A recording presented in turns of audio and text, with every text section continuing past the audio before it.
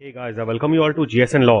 IPC के chapter 3 में आज हम सेक्शन 65 टू 75 कवर करेंगे। ये चैप्टर पनिशमेंट से रिलेटेड है।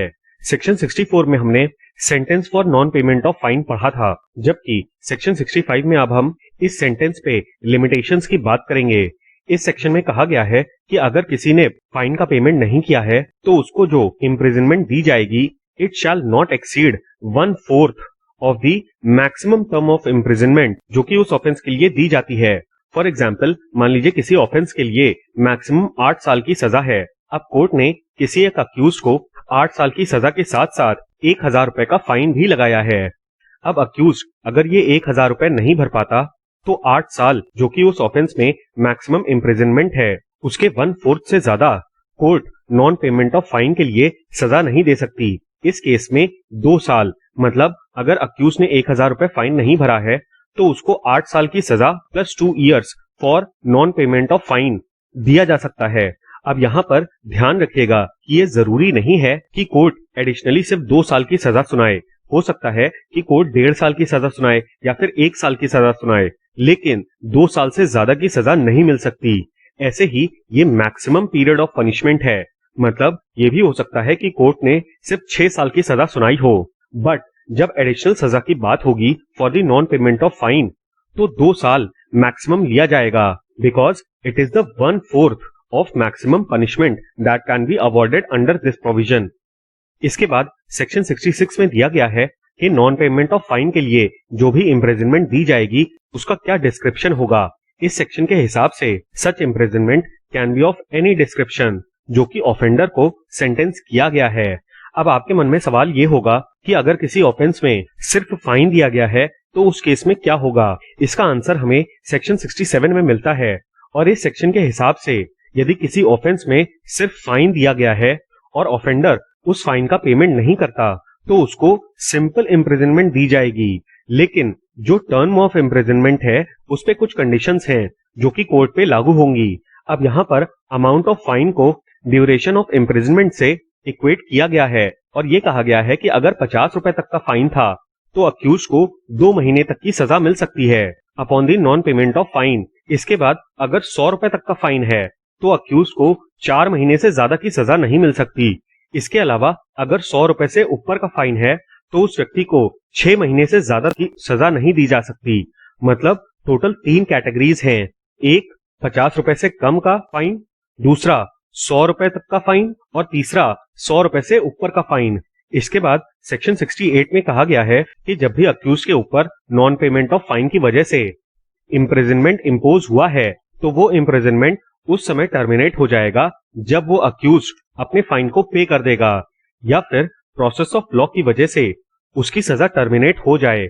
इसके बाद सेक्शन 69 में दिया गया है कि अक्यूज ने सिर्फ पार्ट पेमेंट ऑफ फाइन किया है तब क्या होगा। अब ध्यान रखिएगा, part payment of fine default of payment के लिए जो सजा मिली है उसके एक्सपायरेशन से पहले ही किया जा सकता है, और ऐसे केस में जो भी फाइन बचा हुआ है उसी के प्रपोर्शन में उसको सजा दी जाएगी। मान लीजिए किसी व्यक्ति के ऊपर 1000 रुपए का फाइन लगाया गया, लेकिन वो व्यक्ति 1000 रुपए नहीं भर पाया और कोर्ट ने उसको 6 महीने की सजा दे दी। अब ये 6 महीने कंप्लीट होने से पहले अक्यूज ने 500 रुपए का फाइन भर दिया, बट 500 रुपए और नहीं भर पाया तो अक्यूज की सजा घट के 3 मंथ की हो जाएगी। ध्यान रखिएगा, यहाँ पर अनपेड अमाउंट के प्रोपोर्शन की बात की गई है, मतलब 500 रुपए जो उसने दे दिया उसके हिसाब से उसकी सजा नहीं देखी जाएगी, बल्कि जितना फाइन उसका बचा हुआ है उसका प्रोपोर्शन लिया जाएगा। अब मान लीजिए सिमिलर केस में अक्यूज ने 750 रुपीज भर दिए और सिर्फ 250 रुपए बचे हुए हैं। ऐसे में डिफॉल्ट ऑफ फाइन की जो उसकी इम्प्रिजनमेंट है वो 1.5 मंथ्स हो जाएगी। अब देखिए, एक्सपायरी ऑफ टर्म को समझने के लिए हम यहाँ पर इलस्ट्रेशन को देखेंगे।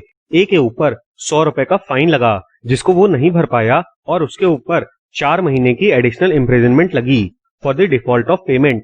अब यहाँ पर अगर 1 मंथ कंप्लीट होने से पहले पहले अक्यूज ने 75 रुपीज भर दिए, यानी कि 1/4 ऑफ द अमाउंट, तो 1 महीना पूरा होने से पहले ही अक्यूज को डिस्चार्ज कर दिया जाएगा from the default of payment however वही 75 रुपीज अगर अक्यूज ने 1 महीना एक्सपायर होने के बाद पे किए हैं तो उसको इमीडिएटली डिस्चार्ज कर दिया जाएगा, बिकॉज 25 रुपीज यानी कि 1 मंथ की जो सजा है वो ए ने ऑलरेडी कंप्लीट कर ली है। इस चीज को आप ध्यान रखिएगा। अगर इलस्ट्रेशन बेस्ड क्वेश्चंस आते हैं specially in Delhi judicial services तो ये इलस्ट्रेशंस आपके काफी ज्यादा काम आने वाले हैं। इसके बाद सेम इलस्ट्रेशन में और भी सिनेरियोज दिए गए हैं, इनको आप देख लीजिएगा। अब सेक्शन 70 में दिया गया है कि पहले 6 साल के अंदर अंदर अक्यूज के ऊपर फाइन लगाया जाएगा। इसके अलावा एक और चीज दी गई है कि डेथ की वजह से जो भी अक्यूज की प्रॉपर्टी है वो डिस्चार्ज नहीं होगी from the payment of fine. आइए देखते हैं कि सेक्शन 70 में क्या कहा गया है। सबसे पहले यहाँ पे कहा गया है कि अगर अक्यूज के ऊपर कोई फाइन इम्पोज करना है या फिर कोई अनपेड अमाउंट इम्पोज करना है तो कोर्ट्स ऐसा पहले 6 साल के अंदर अंदर कर सकती हैं after passing of the sentence. दूसरी तरफ अगर अक्यूज 6 साल से ज्यादा की सजा के लिए लायबल है तो उसकी इम्प्रिजनमेंट कंप्लीट होने से पहले पहले उसके ऊपर कोई भी फाइन इम्पोज किया जा सकता है। इसके अलावा अगर किसी व्यक्ति की डेथ हो जाती है and he is a convict और उसके कन्विक्शन के तहत कोर्ट ने उसके ऊपर फाइन लगाया था तो उसकी प्रॉपर्टी से वो फाइन वसूल किया जाएगा। अब आपने किसी मूवी में या किसी शो में एक डायलॉग जरूर सुना होगा कि चाहे एक मर्डर करो या फिर 2, सजाए मौत एक ही बार मिल सकती है। अब जाहिर सी बात है कि अगर किसी के ऊपर डेथ पेनल्टी लगाई गई है because the accused has killed 2 people तो उसको 2 बार डेथ पेनल्टी नहीं दी जा सकती। ऐसे ही लिमिटेशंस सेक्शन 71 में दिए गए हैं जहां पर सेवरल ऑफेंसेस किए गए हों। और सबसे पहले इसमें यह कहा गया है कि अगर अक्यूज ने कोई ऑफेंस किया है जिसमें कई सारे पार्ट्स हैं and each part is an offence in itself तो उसको सिर्फ एक ऑफेंस के लिए पनिश किया जाएगा अनलेस एंड अनटिल उस ऑफेंस के प्रोविजन में एक्सप्रेसली इसके बारे में ना दिया गया हो। फॉर एग्जाम्पल अगर कोई व्यक्ति रेप का रिपीट ऑफेंडर है तो उसके लिए डेथ पेनल्टी का प्रावधान दिया गया है। अब ये चीज एक्सप्रेसली प्रोवाइडेड है। हाउएवर दूसरी तरफ मान लीजिए किसी अक्यूज ने 2000 की 100 नोटों को काउंटरफीट किया है यानी कि 2000 रुपए की 100 नोट जाली बनाई है और काउंटरफीटिंग ऑफ करेंसी के लिए 1 साल की सजा दी गई है। अब जाहिर सी बात है कि हर एक करेंसी नोट के लिए उस अक्यूज को अलग अलग सजा नहीं दी जाएगी, वरना काउंटरफीटिंग जैसे लेस सीरियस ऑफेंस के लिए अक्यूज को 100 साल की सजा मिल जाती। इसी वजह से ये लिमिटेशन रखा गया है। इसके बाद सिनेरियो ये दिया गया है कि अगर अक्यूज ने कोई ऐसा ऑफेंस किया है विच इज कवर्ड अंडर 2 और more definitions under any law in force, मतलब आईपीसी के अलावा जो भी माइनर क्रिमिनल एक्ट्स हैं उनके विषय में भी यहाँ पर कहा गया है। अब ऐसे केस में अगर सेवरल एक्ट्स हैं और हर एक एक्ट खुद में एक ऑफेंस है और यदि उनको कंबाइन किया जाए तो वो डिफरेंट ऑफेंस बन जाता है। फॉर एग्जाम्पल अक्यूज ने विक्टिम का रेप और मर्डर किया है। अब रेप खुद में एक ऑफेंस है and murder is also an offence, और रेप और मर्डर अगर साथ में किया गया है तो उसके लिए भी आईपीसी में अलग सजा का प्रावधान है। अब यहाँ पर जो भी एक्ट्स हैं वो इंडिविजुअली भी एक ऑफेंस है और उनको कंबाइन किया जाए तो एक अलग ऑफेंस बनता है which is covered under a different provision of IPC. ऐसे ही सिनेरियो के बारे में यहाँ पर कहा गया है। ऐसे में कोर्ट वही सजा दे सकती है जिसके लिए वो ऑथराइज्ड हो, ना कि मोर सिवियर ऑफ द पनिशमेंट। मतलब मान लीजिए किसी कोर्ट के पास 10 साल तक की सजा देने का प्रावधान है। हाउएवर रेप एंड मर्डर के केस में मोर सिवियर सजा डेथ पेनल्टी है। ऐसे केस में कोर्ट अक्यूज को 10 साल तक की सजा दे सकती है फॉर ईदर रेप और फॉर मर्डर, क्योंकि डेथ पेनल्टी देने के लिए ये कोर्ट ऑथराइज नहीं है। इसके बाद आता है सेक्शन 72। इसके हिसाब से अगर कोई व्यक्ति कई ऑफेंसेस में से किसी एक के लिए लायबल है और उसके कन्विक्शन के जजमेंट में कोर्ट ने कहा है कि उन सारे ऑफेंसेस में से कौन सा एक ऑफेंस उसने किया है इसके ऊपर डाउट है, तो उसको उन सारे ऑफेंसेस में से जिसके लिए लोएस्ट पनिशमेंट है वो अवॉर्ड की जाएगी। फॉर एग्जाम्पल ए और बी ने मिलके सी की हत्या कर दी। कोर्ट ने पाया कि इन दोनों में से किसी एक व्यक्ति ने मर्डर किया है और किसी एक व्यक्ति ने मर्डर के लिए एड प्रोवाइड की है, लेकिन कोर्ट को ये डाउट है कि ए और बी में से किसने मर्डर किया और किसने एड किया या फिर एबेट किया। तो ऐसे केस में ए और बी दोनों को ही अबेटमेंट ऑफ मर्डर की सजा दी जाएगी। इन स्पाइट ऑफ मर्डर यहाँ पर लेजिस्लेचर का ऑब्जेक्टिव था कि सिर्फ डाउट के चलते किसी का कन्विक्शन प्रिवेंट ना हो, इसके बाद सेक्शन 73 बहुत ही इंपॉर्टेंट है क्योंकि इसमें सॉलिटरी कंफाइनमेंट के बारे में दिया गया है। ध्यान रखिएगा कि सॉलिटरी कंफाइनमेंट उन केसेस में हो सकती है जहां पर रिगरस इम्प्रिजनमेंट का प्राविधान हो। अब देखिए, जैसा मूवीज में दिखाया जाता है, जनरली वैसी जेल्स नहीं होती बल्कि बैरक्स होते हैं या फिर हम कहें डॉमेट्रीज होती हैं, जहां पर एक बड़े से हॉल में कई सारे कन्विक्ट्स को रखा जाता है। सॉलिटरी कंफाइनमेंट उस सिचुएशन को कहते हैं जहां पर कन्विक्ट को अकेले ही एक रूम में बंद कर दिया जाए। इसके बारे में इस सेक्शन में कहा गया है कि ऑफेंडर को सॉलिटरी कंफाइनमेंट में रखा जा सकता है नॉट एक्सीडिंग 3 मंथ्स।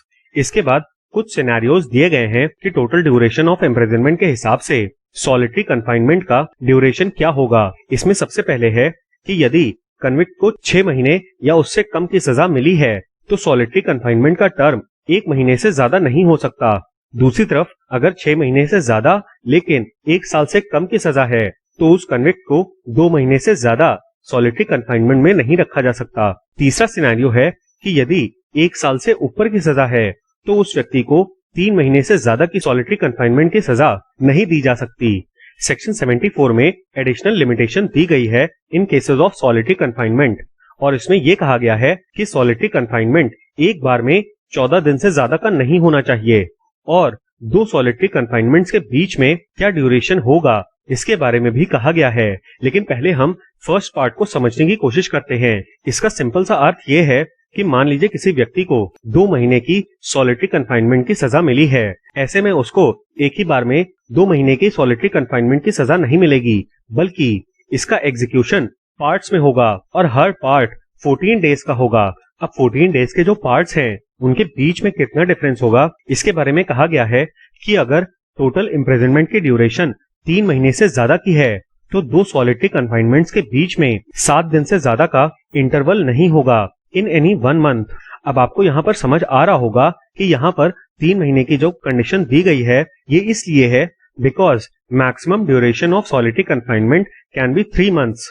अब सेक्शन 75 में चैप्टर 12 और चैप्टर 17 के अंतर्गत अगर रिपीटेड ऑफेंसेस हुए हैं उसके बारे में दिया गया है। अब देखिए, चैप्टर 12 बात करता है offences relating to coin and government stamps, जबकि चैप्टर 17 में ऑफेंसेस अगेंस्ट प्रॉपर्टी दिया गया है।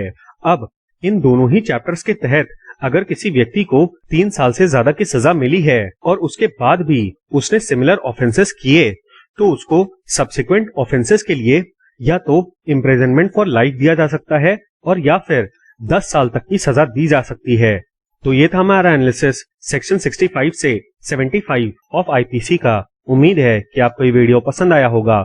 इस वीडियो का पीडीएफ आपको हमारे टेलीग्राम चैनल पे मिल जाएगा। और हाँ, please don't forget to like, share and subscribe. Thank you. जय हिंद।